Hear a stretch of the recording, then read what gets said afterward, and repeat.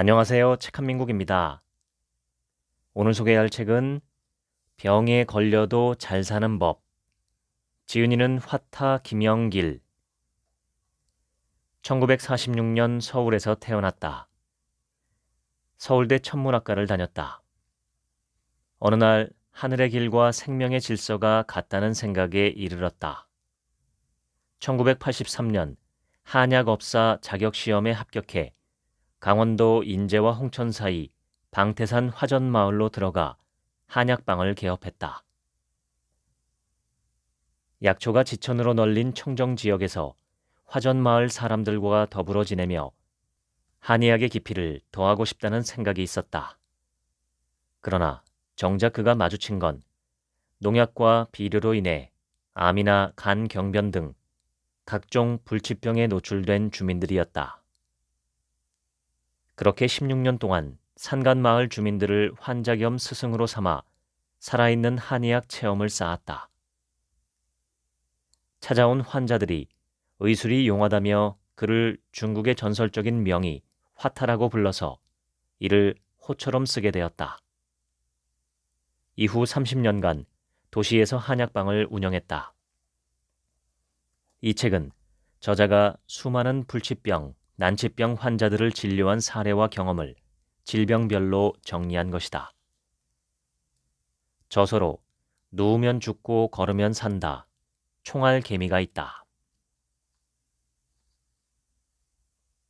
지난 40여 년간 수없이 많은 환자를 만났다. 각종 암 환자, 그것도 말기암 등 난치병 환자를 많이 보았다. 내가 그들을 고쳐 유명해지자 다양한 질병으로 고통받던 더 많은 환자가 찾아왔다. 내가 40, 50대를 보낸 강원도 산골 깡촌으로 전국 곳곳에서 환자들이 몰려왔다. 돈이 많고 명예가 높고 가방끈이 길수록 마음에 병이 든 사람이 많았다.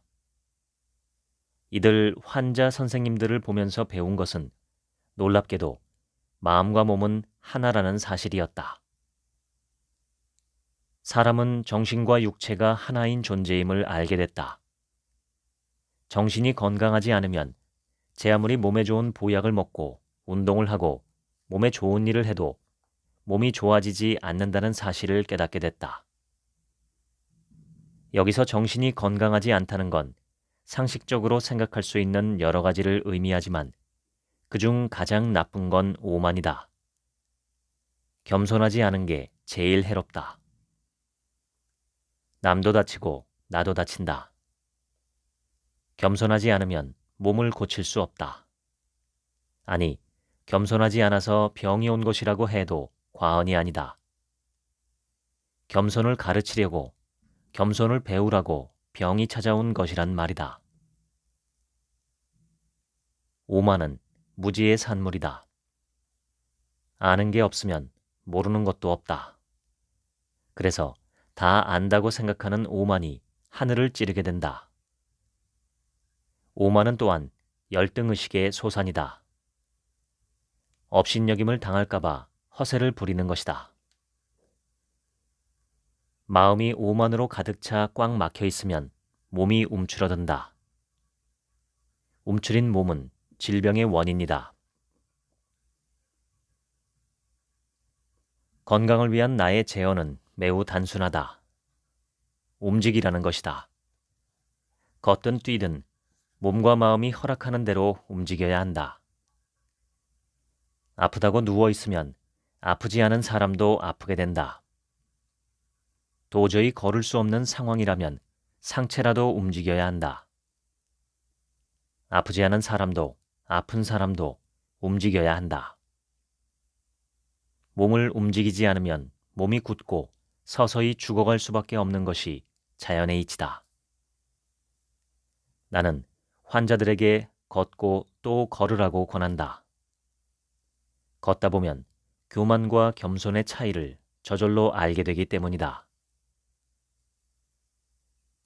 유럽의 성지 파티마나 루르드에는 불치병 환자들이 많이 찾아온다. 시한부 선고를 받은 이들이 몇 달 만에 건강을 회복하고 사회에 복귀하는 일이 허다하다. 걷고 또 걸으면서 겸손을 배운 덕분이다. 겸손을 얻은 자는 마음이 따뜻해진다. 따뜻한 마음을 얻으면 병은 스스로 사라진다. 자신의 따뜻한 마음이 자신의 몸속에 도사린 모든 병을 고치는 명의인 것이다. 두 번째 제어는 피를 맑게 해야 한다는 것이다. 피를 맑게 하려면 운동과 함께 좋은 물을 마셔야 한다. 커피 정도로 까맣게 탄 숭늉을 매일 마시면 피가 맑아진다. 숭늉 속 탄소 성분이 혈액 안에 있는 과잉 영양소와 좋지 않은 부유물을 흡착해서 내보내기 때문이다. 장독에 장을 띄우면서 수출 함께 넣는 원리와 같다. 최근엔 서양인들도 몸속 독성 물질을 흡수 처리하기 위해 코코넛 껍질을 태워서 만든 차콜 캡슐을 복용하기도 한다. 피를 맑게 하려면 아무래도 채식 위주의 식단이 좋은 것은 사실이다. 다양한 연구 결과들이 채식의 우수성을 증명해준다. 다만 너무 특정한 식단에 얽매이기보다는 각자의 성향과 형편에 맞춰 식단을 짤 것을 권한다.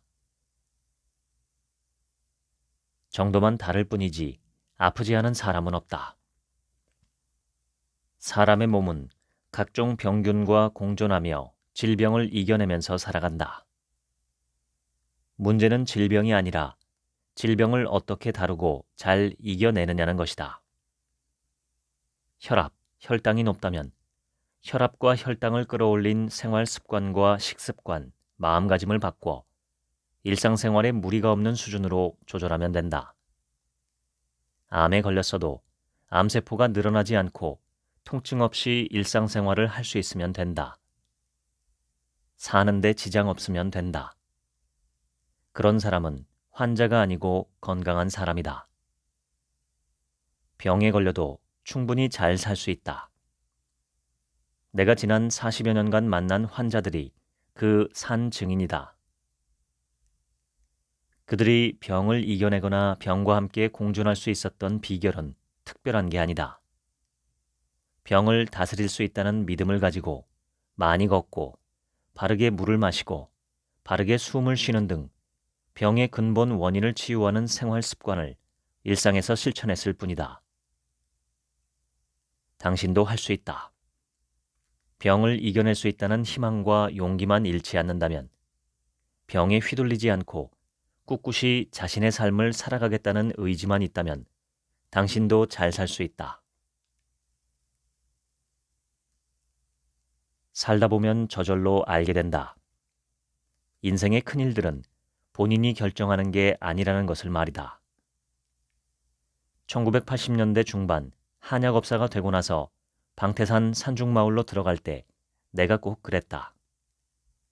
마치 내 속에 누군가가 결정을 내리고 나는 마냥 지켜보는 꼴이었다. 그렇게 막무가내로 시작한 방태산 생활은 온통 예상을 뛰어넘는 당황스러운 일들의 연속이었다. 원시림에서 누구보다 건강하게 살아갈 것으로 생각한 화전민들은 이미 오랜 기간 사용해온 농약에 중독되어 대부분이 말기 암 환자, 시한부 인생들이었다. 방태산 화전민들은 그동안 메밀이나 겨우 기르던 화전에 비료를 뿌리고 감자, 고구마, 콩, 옥수수 등 농작물을 키웠다. 화전에 비료를 주자 쓸모없던 밭들이 옥토로 변했다. 그런데 비료를 준 농작물에는 벌레들이 대들었다. 화전민들은 독한 농약을 뿌렸다. 마스크도 끼지 않고 텃밭에 새순물 뿌리듯 농약을 마구 쳤다. 농약을 뿌리고 나면 머리가 아프고 속이 메스꺼렸다. 저녁이 되면 어지럽고 메스꺼운 속을 소주로 다스렸다. 내가 방태산에 갔을 때는 그렇게 이미 10여 년이 흐른 뒤였다. 가장 많은 병명은 간경변과 간암, 신장암이었다. 암 진단을 받고 병원에 가서 누워 있으려니 농사일은 지천인데 열불이 났다고 했다. 시한부 인생이라고 하니 차라리 일이라도 하다가 죽자며 다들 마을로 돌아왔다. 개동이 아버지는 딸만 8명을 둔 40대 남자였다. 나와 너나들이를 하면서 지내던 개동이 아버지가 어느 날 반쯤 넋이 나가서 나를 찾아왔다. 병원에서 간 경화래. 간암도 있고 신장도 나쁘대. 얼마 후에 죽을 거래. 아직 애들도 어린데 혹시 더 살 방법이 있을까? 농약 안 치고 술 안 먹고 걱정을 덜하면 천천히 죽어. 살려면 술, 담배, 농약을 멀리하고 한 달 후에 와. 개동이 아버지는 시키는 대로 했다. 물 대신 진한 숭늉 먹기, 잡곡밥을 숭늉에 말아 50번 이상 씹어 먹기, 산나물을 푹 삶아 오래 묵은 된장이나 간장에 찍어 먹기, 노동 참선, 취침 전 1시간 이상 막대기로 발바닥 때리기. 아무리 걱정해도 걱정은 그대로 있으니 걱정을 줄여. 애들을 생각하며 이를 악물어. 아무리 아프고 힘들어도 누우면 안 돼. 아침에 눈을 뜨면 나는 절대 죽지 않는다. 나는 걱정하지 않는다. 이 말을 10번씩 외쳐. 개동이 아버지는 시간만 나면 산에 다니며 약초를 캐고 나무를 뜯었다. 그가 죽기는커녕 멀쩡한 몸으로 돌아다니자 주변 마을에 간경화, 간암 환자들이 몰려왔다. 불치병을 고치는 명이라는 소문이 나자 도시에서도 많은 환자가 찾아왔다. 수십 년이 지났다. 개동이 아버지는 딸들을 다 시집 보내고 아직도 농사짓고 산에 다니면서 약초를 캔다. 폐암, 신장암, 전립선암, 간경화, 간암, 췌장암, 유방암, 난소암 따위에 걸려 죽는다는 판정을 받고 나에게 왔던 사람들이 여전히 절반 이상 살아있다. 그들은 도시 사람들과는 달리 의학 지식이 많지 않았다. 덕분에 그들은 불치병이라는 공포에 떨지 않았다. 술, 농약, 걱정을 멀리하면 낫는다는 확신이 있었다. 후성 유전학은 노력에 따라 DNA도 얼마든지 바뀐다는 것을 밝혔다. 신념이 DNA를 바꾼다. 원인을 제거하고 머리를 맑게 하고 혈관을 깨끗하게 하면 불치병은 물러간다. 세상에 죽을 병은 없다. 죽을 짓만 있을 뿐이다. 누우면 죽고 걸으면 산다. 모든 식물은 자신을 보호하는 장치가 있다. 특히 잎에는 독소가 있어 동물들이 함부로 먹지 못하게 한다. 녹즙을 먹을 때 신중해야 하는 이유다. 높은 산에서 자라는 나물들은 독소가 많다. 그래서 나물을 삶을 때 양잿물을 조금 넣어 나물의 독성을 희석시킨다. 각자 입맛에 맞게 생식과 화식을 곁들여야 한다. 또 어느 식물의 일부분만 먹으면 특정 성분만 과잉 섭취하여 위험할 수 있으니 통으로 섭취하는 것이 좋다. 나는 이상한 학설에서 신비의 영약으로 권하는 약초나 나물, 비방, 고가의 약을 전혀 쓰지 않고 방태산에 즐비한 나물과 약초로 간 경변을 고쳤다. 난치병을 치료하고 싶다면 먼저 마음을 비워야 한다. 도를 깨우친 사람처럼 욕심을 비워야 치료율도 높다. 내가 이곳 산골 사람들을 치료하며 터득한 깨달음이다. 산골 사람들은 누가 대통령이 되었는지, 누가 큰 부자인지에는 아예 관심이 없다. 남의 일에는 관심이 없다는 이야기다. 이들은 그저 열심히 자기 능력껏 자기 생활을 할 뿐이지 누가 금송아지를 갖고 있거나 말거나 아예 관심이 없다. 그러므로 남과의 경쟁에서 오는 스트레스가 없고 자기 분수에 맞는 생활이 몸에 배어 탐욕을 부리지 않는다. 또 어지간한 노동에는 쉬이 피로를 느끼지 않을 만큼 체력이 튼튼하다. 그동안 환자 1만여 명을 고치며 얻은 깨달음 가운데 하나는 양질의 약초와 나물, 깨끗한 물, 깨끗한 공기, 지나치다 싶을 만큼의 노동, 마음을 비운 정신 등이 난치병을 고치는 중요한 요소라는 것이다. 마을 사람들은 대체로 무뚝뚝한 편이다. 대대로 자기 골짜기를 자기가 지어 먹으면 그만이니 누구한테 신세질 필요도 없거니와 도와줄 사람도 없다.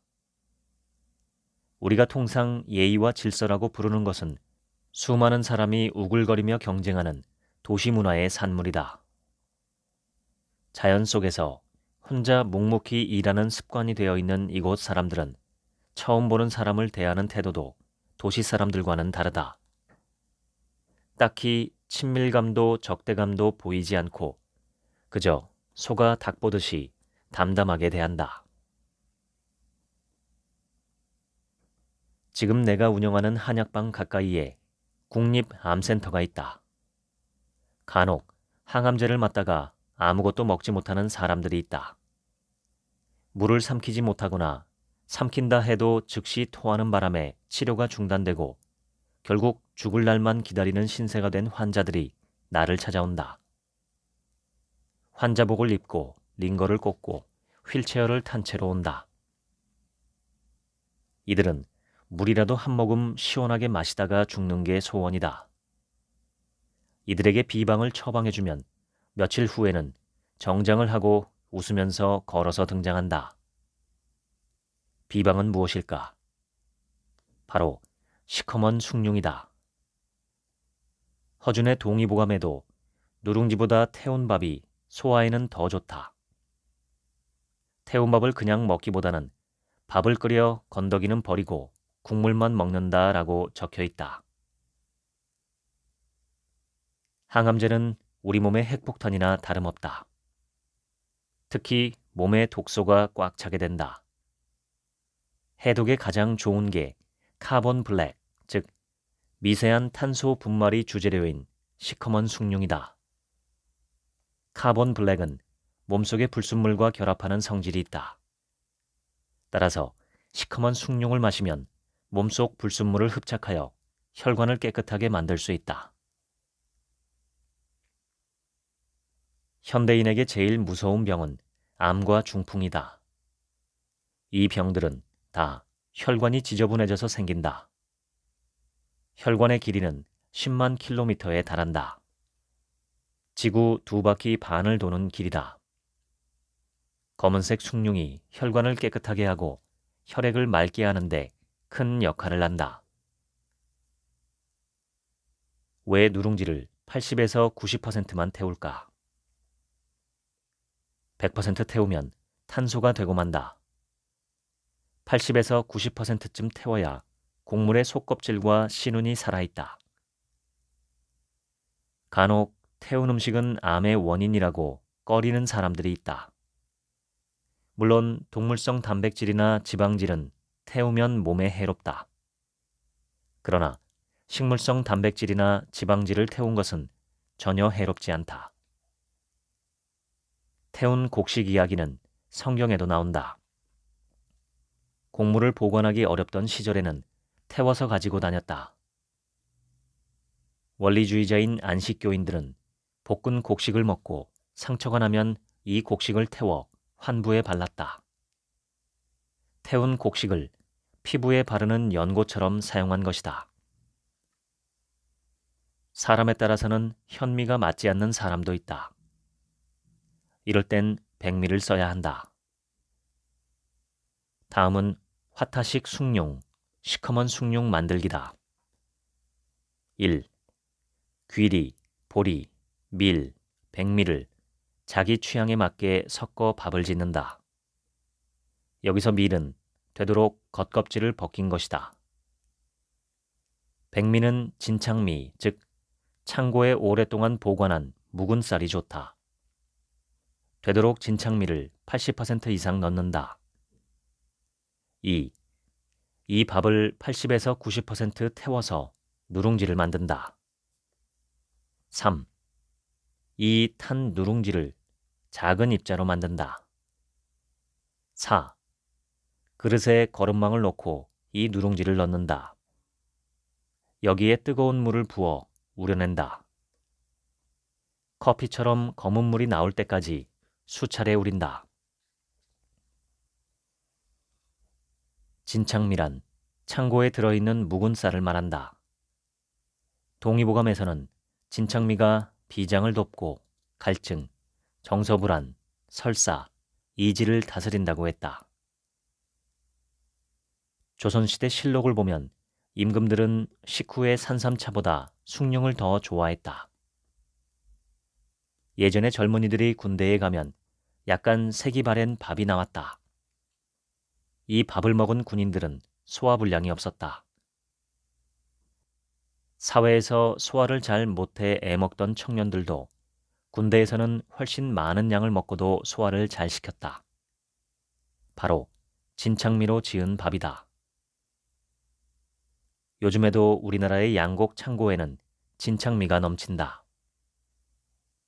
한마디로 숭늉은 최고의 천연 항생제다.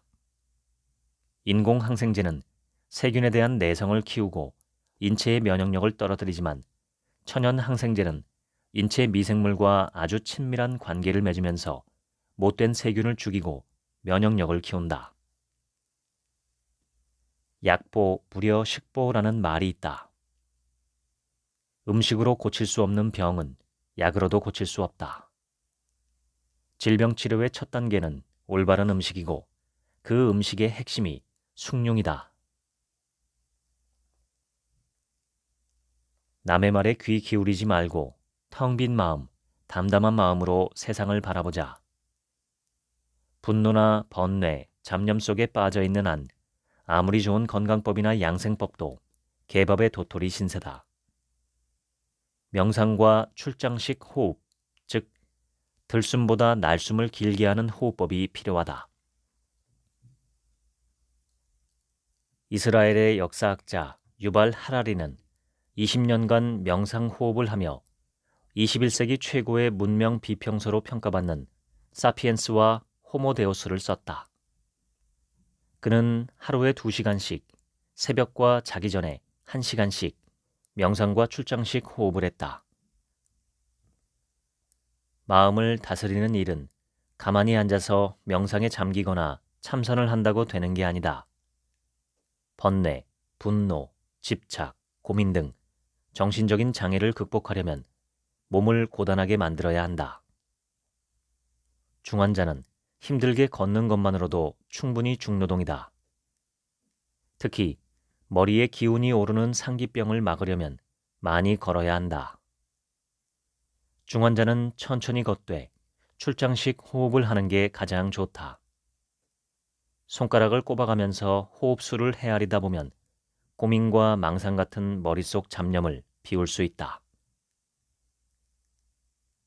호흡은 4걸음을 걷는 동안, 즉 4초간 내쉬고 2걸음을 걷는 동안, 즉 2초간 들이마신다.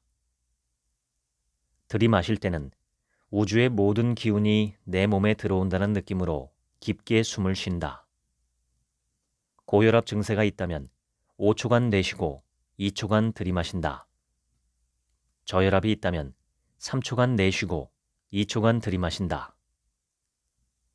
보통 사람은 4초간 내쉬고 2초간 들이마시는데 숙달되면 8대4, 10대5로 늘릴 수도 있다. 중요한 것은 코로 호흡해야 한다는 점이다. 출장식 호흡을 하면 고혈압 환자는 10년 먹던 혈압약도 10일 안에 끊을 수 있다. 저혈압 환자는 문제가 더 많다. 약이 없다. 멀쩡한 사람이 저혈압 때문에 자다가 죽는 일이 허다하다. 하지만 출장식 호흡을 하면 저혈압이 정상 혈압으로 바뀐다. 최소 하루 1시간 이상 100일은 해야만 효과가 나타난다. 신체와 정신이 다 건강해야 진정 건강한 것이다.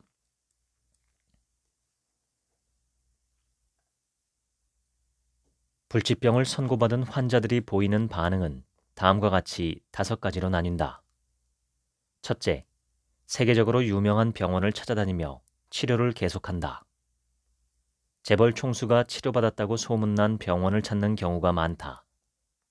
둘째, 직장을 퇴직하고 외딴 산속이나 바닷가로 가서 요양한다. 셋째, 휴양하다 죽으나 직장을 다니다 죽으나 죽기는 매일 반이니 그냥 직장에 다닌다. 넷째, 평소 하고 싶었지만 하지 못했던 일을 한다. 혹시 늦으면 죽어서 못한다는 생각에 평소에 꿈꿨던 것을 서둘러 실천한다. 다섯째, 아무 생각 없이 그냥 하던 일을 계속한다. 대체로 산속에 있는 환자들은 몸은 산속에 있지만 생각은 도시에서 떠나지 못한다. 그러니 마음이 도시에서 생활할 때처럼 바쁘다. 쓸데없는 생각을 한없이 키우게 되는데 그것들은 하나같이 독소가 되어 몸에 쌓인다. 어느 고위 경제 관료가 불치병에 걸려 나에게 왔다. 그는 손에서 책을 놓지 않았다. 한국 경제 어떻게 살릴 것인가와 같은 책들을 읽고 있었다. 죽어가는 사람이 산속에 와서 제 몸 살릴 궁리는 하지 않고 한국 경제를 살릴 궁리를 하다니. 나라를 생각하는 마음은 가상하지만 인간이라는 게 원래 이렇게 자기 안에 갇혀있는 어리석은 존재임을 이 사람이 단적으로 보여준다는 생각이 들었다. 병이란 체내에 쌓인 독성 물질을 인체의 면역력이 감당하지 못할 때 생긴다. 이 상태가 되면 면역 기능이 교란을 일으켜 이상세포가 생기고 이 세포가 암세포가 되어 인체의 균형을 깨뜨리고 수명을 단축시킨다. 불치병 앞에서 마음이 흔들려 치료를 받으면서도 우왕좌왕하면 암세포가 나를 죽이기 전에 내 정신이 나를 먼저 죽인다. 죄수가 3일 후 교수형을 받는다는 통고를 받으면 단 3일 만에 검은 머리가 흰 머리로 바뀐다. 내가 할 수 있는 일은 아무것도 없다고 스스로 위축되어 운명의 자신을 맡기는 이른바 자포자기 상태가 되면 암세포는 더욱 위세를 떨친다. 하지만 누워서만 지낼 수 없다고 자리를 박차고 일어나는 순간 암세포는 위축되고 인체의 저항력은 극대화된다. 마치 건강한 몸처럼 움직이고 생각하며 정신이 몸을 지배하도록 단련해야 한다. 끊임없이 육체를 움직여 쓸데없는 생각이 비집고 들어올 틈을 주지 말아야 한다. 폭풍우가 몰아치면 선원들은 파도의 높이를 보지 않고 선장의 표정을 살핀다. 선장이 의연하면 선원들도 의연하게 태풍에 대처한다. 생사가 오가는 전장에서도 마찬가지다. 병마와 싸우는 건 죽느냐 사느냐의 전쟁이다. 아무리 중병에 걸렸어도 우리의 마음이 당당하면 몸속 60조 개의 세포도 당당하게 질병에 대처한다. 건강하게 살려면, 불치병을 이기려면 즐거운 생활이 필수다. 나만 즐거워서는 안 되고 나도 즐겁고 남도 즐거워야 한다. 그래서 병을 고치기 위해 어디 특별한 데를 가야 한다는 건 그릇된 생각이다. 장소는 별 의미가 없다. 산속을 걸어다니든 공장에서 일하든 지하상가에서 물건을 팔든 지하 500m 탄광에서 일하든 항상 바르고 즐거운 마음만 있으면 된다. 불치병은 치료하는 병이 아니라 조절해야 하는 병이다. 조절의 핵심은 몸의 균형을 맞추는 것이다. 난치병에 걸린 몸은 비가 오지 않아 바싹 말라버린 겨울 숲과 같다. 자그마한 불씨에도 숲 전체가 몽땅 타버리고 만다. 인체도 겨울 숲처럼 작은 충격에도 와르르 무너지고 만다. 한 번의 과식, 한 번의 스트레스, 한 번의 과로로 몸이 유리 조각처럼 부서진다. 누구나 몸속에는 대장균이 있듯 암세포도 있다.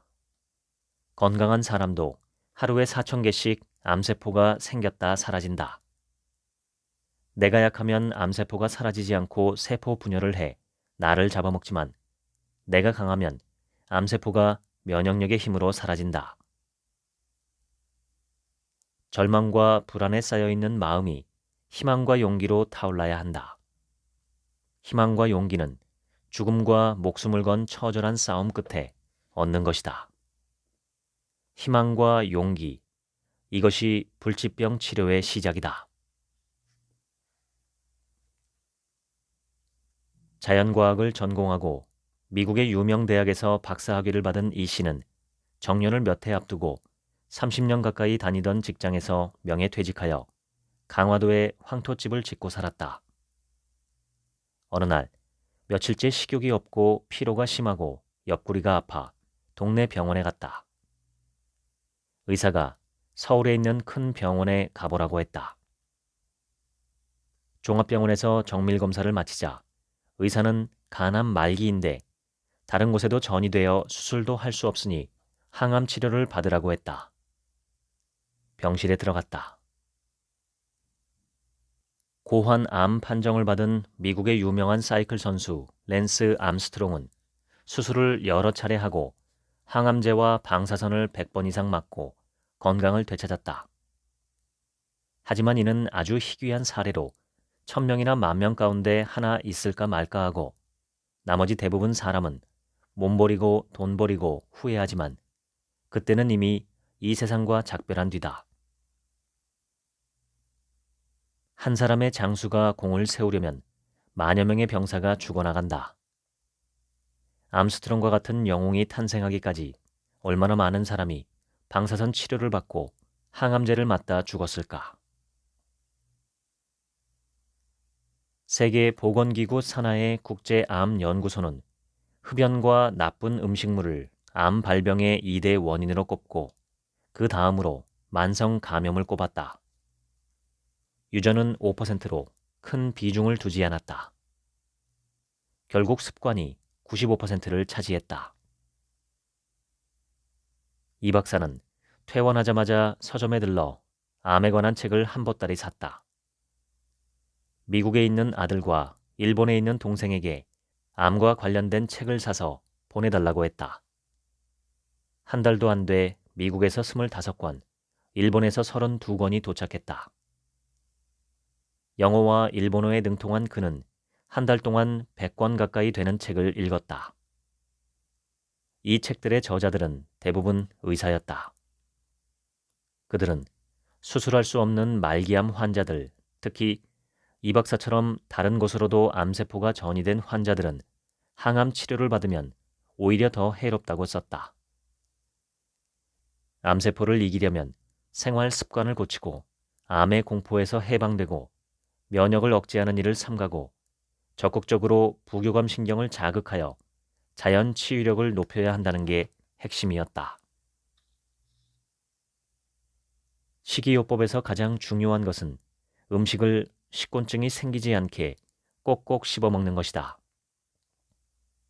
음식을 먹으면 뱃속이 편안하고 기운이 나며 기분이 좋아야 한다. 이렇게 되려면 음식을 위와 장에서 완전히 소화하고 흡수해야 한다. 위와 장에서 분해 소화되지 않은 음식은 몸 안에서 썩으며 독소를 내보낸다. 이 독소를 없애려고 애쓰는 게 식곤증이다. 음식을 꼭꼭 씹고 알맞게 먹어 식곤증이 생기지 않게 해야 한다. 이 박사는 날마다 만이산을 오르내리며 출장식 호흡을 했다. 호흡을 하면서 걷다가 지루해지면 티베트 사자의 서에 나오는 고타마 붓다의 글을 연불처럼 중얼거렸다. 죽음의 사신이 언제 찾아올지 아무 생각도 없고 귀 기울이지 않는 자는 누구나 남루한 육체에 머물며 오랫도록 고통 속에서 살아가리라. 그러나 모든 성자와 현자들은 죽음의 사신이 언제 찾아올지 알고 있기에 결코 무분별하게 행동하지 않으며 고귀한 가르침에 귀를 기울인다. 그들은 집착이 곧 생과 사의 모든 근원임을 알고 스스로 집착에서 벗어나 생과 사를 초월한다. 이 모든 덧없는 구경거리로부터 벗어나 그들은 다만 평화롭고 행복하리라. 이 박사가 병원에서 나온 지 5년, 그동안 날마다 많이 산을 오르내리며 죽음을 통해 삶을 보고 삶을 통해 죽음을 보았다. 그러면서 지금까지 건강하게 살고 있다. 그가 나에게 온 지 2년쯤 지났을 때였다. 그는 담배도 피우지 않고 채식 위주로 식사를 하고 환경운동도 열심히 했는데 어째서 이런 병에 걸렸는지 모르겠다고 불평했다. 제2차 세계대전 때 이름을 날리던 사람들로 루스벨트, 스탈린, 처칠, 히틀러가 있었다. 이들 가운데 금연주의자, 채식주의자, 환경운동가가 있는데 누구일까? 히틀러다. 그는 평생 담배 한 대 피우지 않고 고기를 먹지 않고 여자도 에바 브라운이라는 젊은 여자 하나만 좋아하고 환경운동에 관심을 가졌지만 수천만 명을 죽였다. 히틀러 같은 사람이 좋은 사람이 아니듯 암에 걸린 사람이 나쁜 사람은 아니다. 김포에서 나를 찾아오던 사람으로 홍 여사가 있다.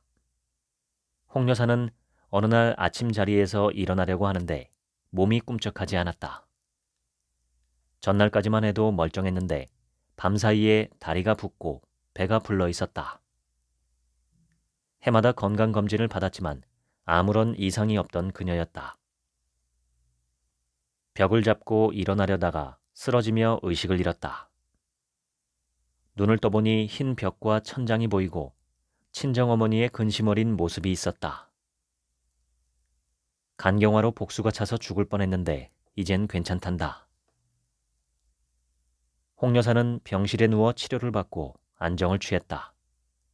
그러나 병원에 계속 있으려니 집안 살림이며 중학교와 초등학교에 다니는 삼남매 걱정에 누워있는 게 가시방석 같았다. 의사나 간호사에게 병에 대해 물었지만 시원한 이야기는 하지 않고 공허한 위로의 말을 하면서 억지 미소만 지을 뿐이었다. 그저 마음 편하게 먹고 의사가 처방한 약을 먹으며 푹 쉬라고 했다.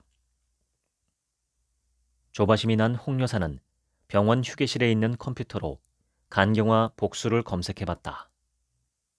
결국 죽는다는 소리뿐이었다.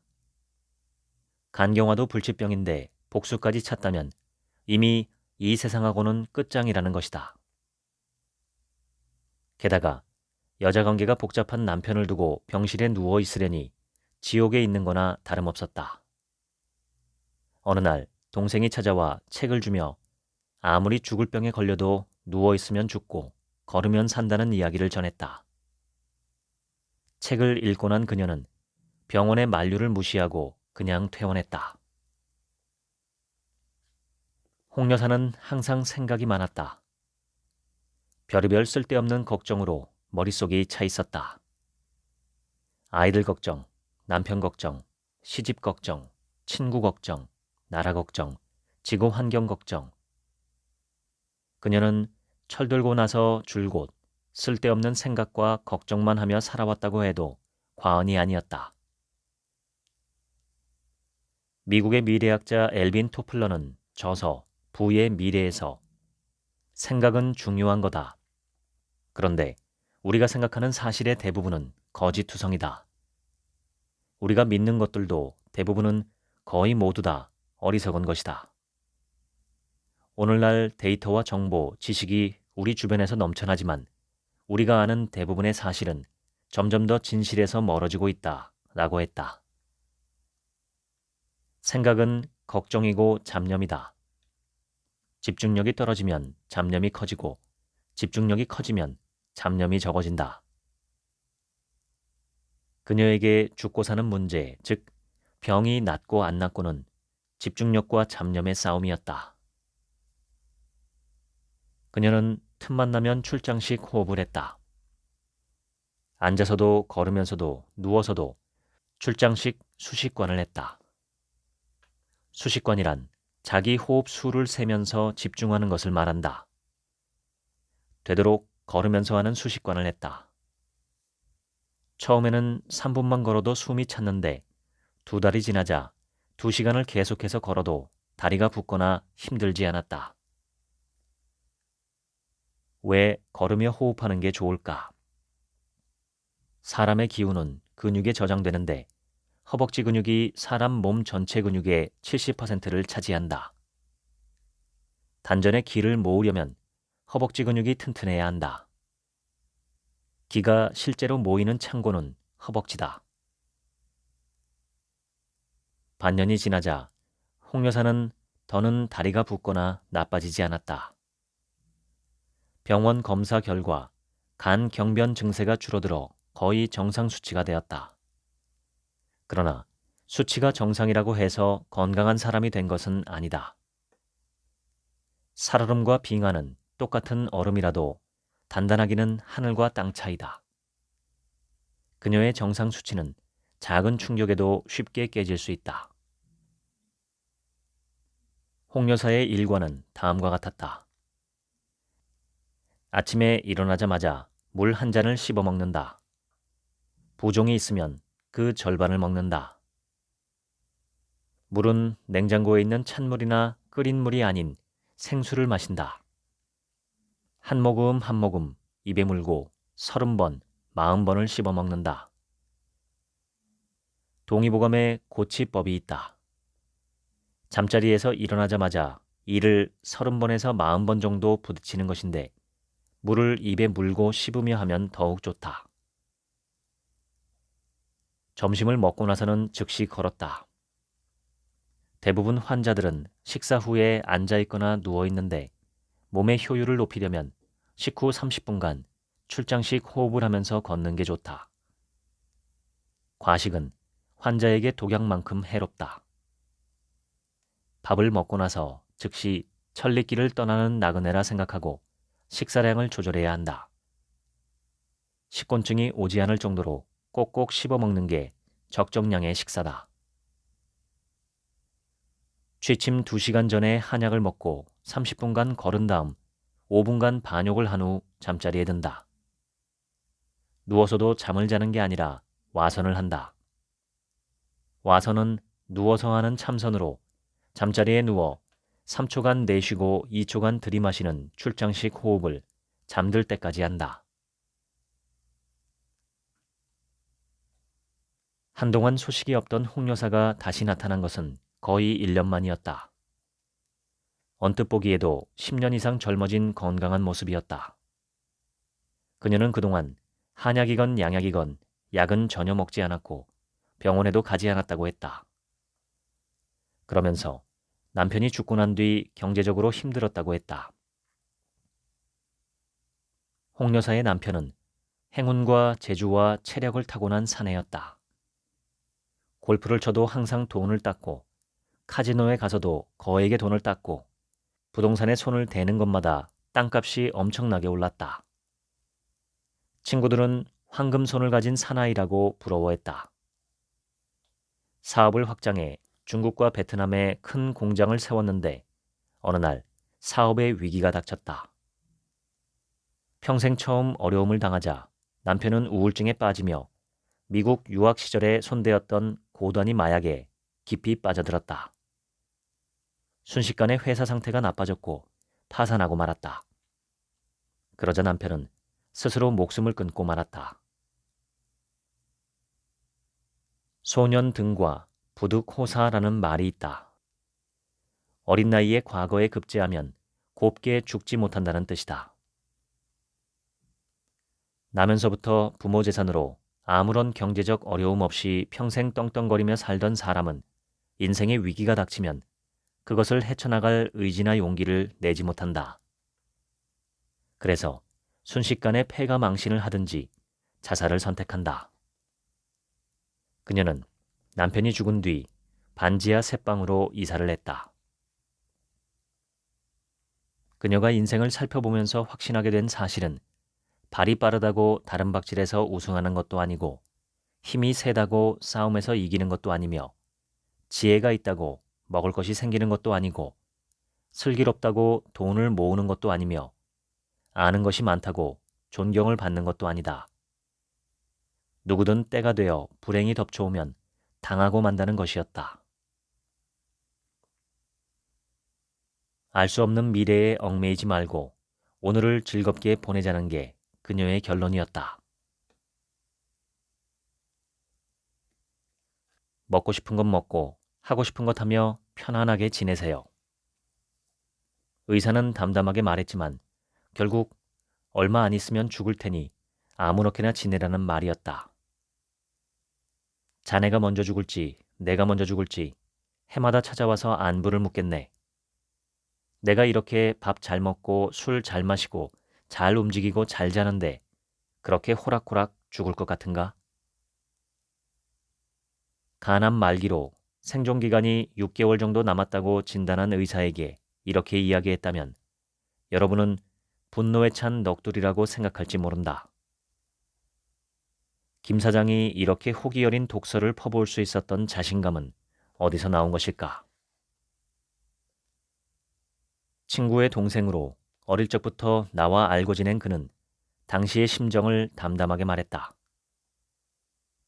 과학적으로 평균치가 6개월이라면 한 달 사는 사람, 2달 사는 사람, 반년 사는 사람, 1년 사는 사람, 10년 사는 사람, 20년 사는 사람들의 평균값이 6개월 아닌가 생각했죠.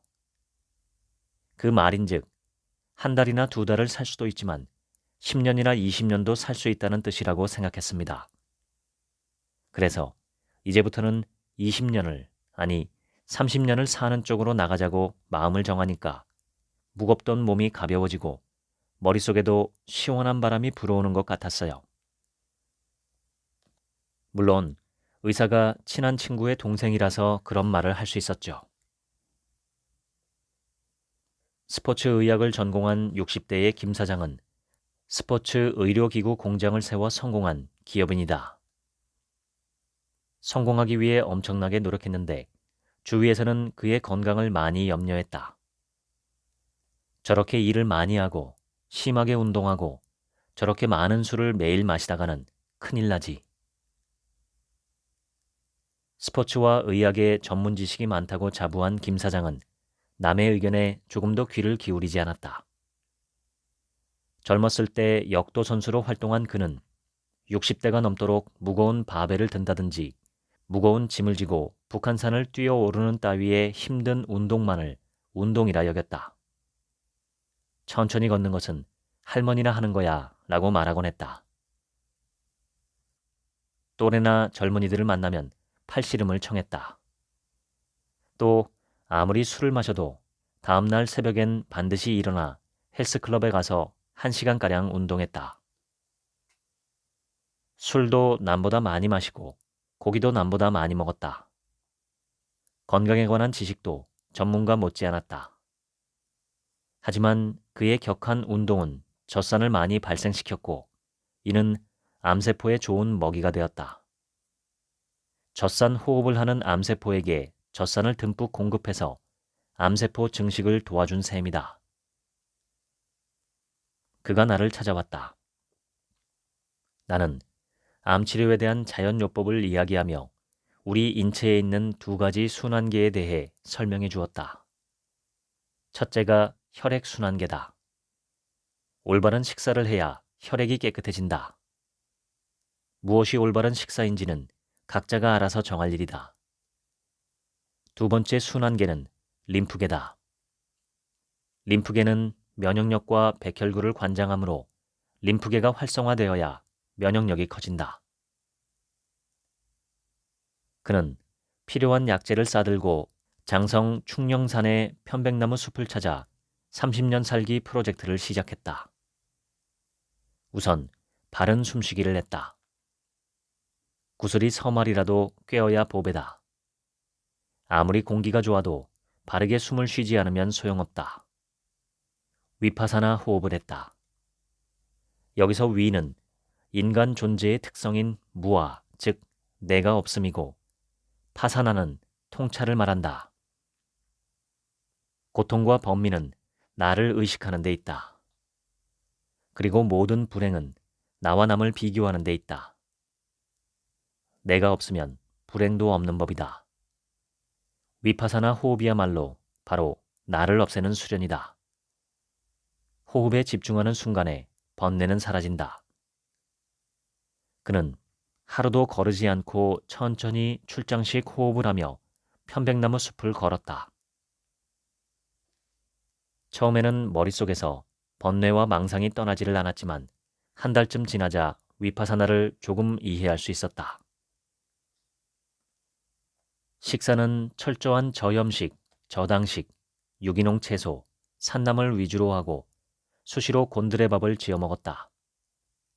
곤드레밥에는 흰 강낭콩, 통귀리, 유기농 통밀, 현미, 마, 연근 따위도 함께 넣었다.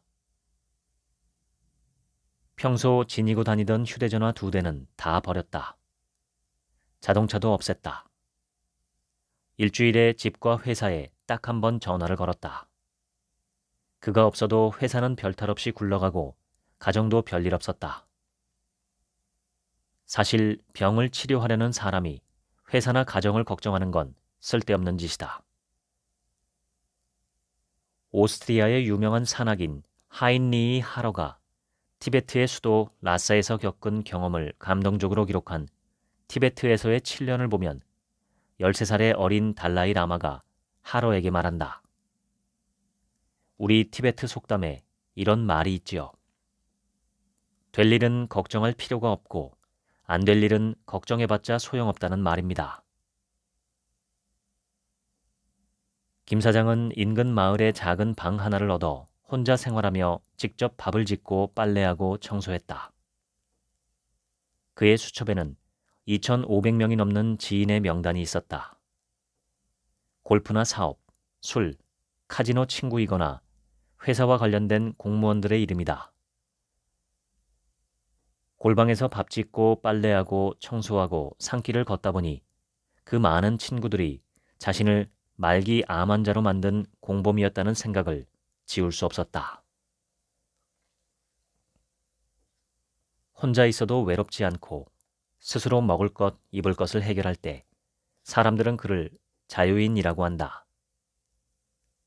프란치스코 교황도 작은 아파트에서 아침밥을 혼자 지어 먹고 버스를 타고 교황 집무실로 갔다. 큰 집, 큰 자동차 따위의 물건으로 자신을 돋보이게 하려는 일은 열등감 많은 인간이 한낱 물건으로 자신의 취약점을 감추려는 불쌍한 짓이다. 김 사장의 행동 반경은 멀리 지리산 구석구석에까지 미쳤다. 나물 캐는 할머니를 따라다니거나 약초꾼을 쫓아다니거나 나이 많은 신만이 노인들을 따라다니기도 했다. 그들에게서 많은 것을 배웠다. 나물도 배우고 약초도 배우고 인생도 배웠다. 만 2년이 지났다. 김 사장은 친구의 동생인 의사를 찾아갔다. 병원에서는 그 의사가 6개월 전에 그만두었다고 했다. 김 사장은 친구에게 연락했다. 자네 의사 동생은 어디로 갔지? 죽었어. 반년 전에. 간암 치료를 받다가 폐렴이 왔어. 용인에서 개척교회를 하는 박종서 목사는 결손가정의 어린이들을 모아 공부방을 차렸는데 그가 하나님 아버지께서라고 설교를 시작하면 아이들은 안색이 굳어지고 부들부들 떨더라고 했다. 아이들의 아버지는 날마다 아이들을 개나 장작 패듯이 때려 아이들은 아버지라는 소리를 듣는 순간 공포에 시달렸다. 나는 다음과 같이 답장을 보냈다. 누구나 신경을 쓰면 근육이 경직됩니다. 먼저 심장 근육이 굳어져 가슴이 답답해집니다. 기가 막혀 혈이 위로 올라갑니다. 평소 간 기능이 약한 사람은 이런 현상이 더 심합니다. 간은 근육과 한 통속입니다. 간이 좋으면 근육도 튼튼하고 간이 약하면 근육도 허약합니다. 사람은 누구나 충격을 받으면 심장 근육과 혈관이 경직되어 혈압이 오릅니다. 혈압을 내리고 가슴 답답한 것을 풀려면 굳어진 근육을 이완시켜야 합니다. 심호흡이란 날숨을 길게 하는 호흡법입니다. 중병 환자가 끙끙하며 앓는 소리를 내는 것도 심호흡을 하기 위해서입니다. 이렇게 앓는 소리를 내며 숨을 쉬면 아픔이 줄어듭니다. 한많은 여인네들이 땅이 꺼질 듯 깊은 한숨을 쉬는 것도 날숨을 길게 하는 이런 호흡을 하면 답답한 게 없어지기 때문입니다. 날숨인 한숨을 쉬면 심장 근육이 이완되면서 답답한 가슴이 시원해집니다. 호흡은 단순히 코와 폐로 하는 것이 아닙니다. 호흡은 세포, 세포 내 기관, 분자들과 깊은 관련이 있다고 학자들은 말합니다. 결국 DNA와 관련이 깊습니다. 심호흡을 하면, 즉 날숨을 길게 하면 긴장된 근육이 이완되고 마음이 편안해집니다. 앉아있을 때도 출장식 수식관 호흡을 하고 걸을 때도 출장식 수식관 호흡을 하십시오. 선종의 대가인 달마대사를 알지요? 그는 9년 동안 동굴 안에 틀어박혀 있었습니다. 달마대사는 그 속에서 책을 보거나 글을 쓰지 않았습니다. 오직 호흡만 했습니다. 그는 단지 호흡만으로 엄청난 경지에 이르렀습니다. 달마대사가 행복한 사람인지 아닌지는 각자가 판단할 문제지만 10년 가까이 폐쇄된 공간에 있으면서 숨쉬기 하나로 건강한 정신과 육체가 될 수 있었음을 증명했습니다. 호흡하다 보면 즐거워지고 웃다 보면 근심 걱정이 사라집니다. 좋은 약이나 좋은 음식을 먹지 못한다고 실망하지 마십시오. 의학이 발달하고 좋은 약들이 쏟아지고 있지만 실제 약효는 20%를 넘지 못하고 나머지 80%는 플라세보 효과, 즉 가짜 약 효과라는 통계가 있습니다. 그러니까 마음 먹는 게 제일 중요하다는 말입니다. 인도의 도시 바라나시에서는 수많은 사람이 겐지스강에서 목욕하고 그 강물을 마십니다. 강물은 수백만 명의 바라나시 시민이 버리는 생활하수로 오염되어 있고 그들이 내버리는 송장들이 둥둥 떠다니고 있습니다. 사람들은 송장 썩은 물을 마시면서 즐거워하고 기운을 차리고 있습니다. 그들은 그 물을 생명수로 여깁니다. 이곳에서는 송장 썩은 물이 산삼입니다. 인간의 관념이 이렇게 무섭습니다. 인도 전역에서 찾아온 불치병 환자들이 이 물을 마시고 목욕을 한 지 수천 년이 지났습니다. 그들은 수천 년이나 수만 년 후에도 송장 썩은 물인 겐지스강 물을 생명수로 귀중히 여길 것입니다. 세계보건기구가 선정한 10가지 해로운 식품 명단은 다음과 같다. 1. 기름에 튀긴 식품. 2. 소금에 절인 식품. 3. 가공 육류식품. 4. 과자류. 5. 탄산음료. 6. 패스트푸드. 7. 통조림 식품. 8. 설탕에 절인 과일류 식품. 9. 냉동 간식류 식품. 10. 불에 직접 구운 식품. 현대의학은 항생제의 발견으로 발전한 의학이다. 항생제는 종군 의사였던 알렉산더 플레밍이 제1차 세계대전 말기에 발견했다. 플레밍이 발견한 항생제는 푸른 곰팡이였다. 이 보잘것없는 푸른 곰팡이가 제2차 세계대전 때 수많은 부상병을 살렸다. 항생제는 만병통치약이 되고 제약계의 지존이 되었다. 지구상에서 질병이 사라지는 듯했다. 그러나 항생제는 남용이라는 어둠을 만들었다. 항생제의 과다 사용은 설사, 알레르기, 발진, 질염, 질의 진균 감염, 하혈을 일으킨다. 심지어 치명적인 알레르기 반응이나 간질환, 심각한 피부 반응 따위의 부작용도 생긴다. 전 세계가 항생제 남용으로 인해 항생제가 소용없는 내균성 출혈이라는 대재앙을 맞았다. 위축성 위염, 궤양성 대장염, 혈뇨, 단백뇨 등은 이제 항생제로 낫지 않는 재앙성 질환이 되었다.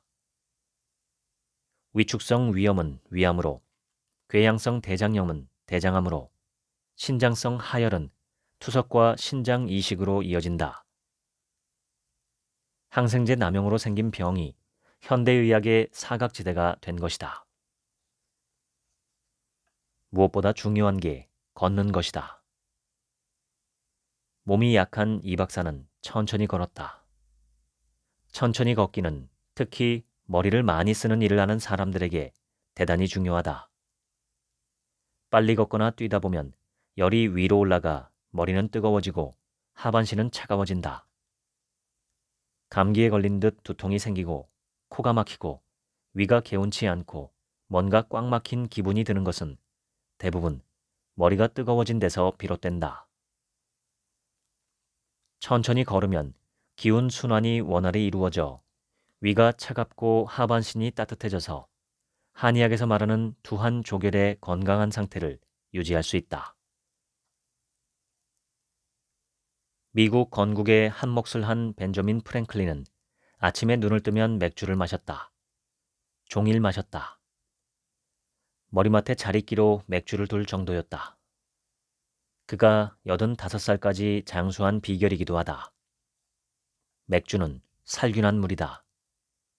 혈액순환에 좋고 이뇨작용을 촉진하여 많이 마실 수 있다. 독일인 노동자들도 맥주를 마시지만 종일 마셔도 취하지 않는다. 수천 년간 몸이 적응한 덕분이다. 유럽에서 수인성 전염병 콜레라로 많은 사람이 죽었을 때 맥주 공장에서 일하는 사람들은 아무렇지도 않았다. 맥주가 면역력을 끌어올리는 역할을 한 것이다. 커피나 녹차도 맥주처럼 이뇨 효과가 큰 살균한 물이다. 지역에 따라, 체질에 따라 커피나 녹차를 많이 마시는 게 건강과 장수의 토대가 될 수도 있다.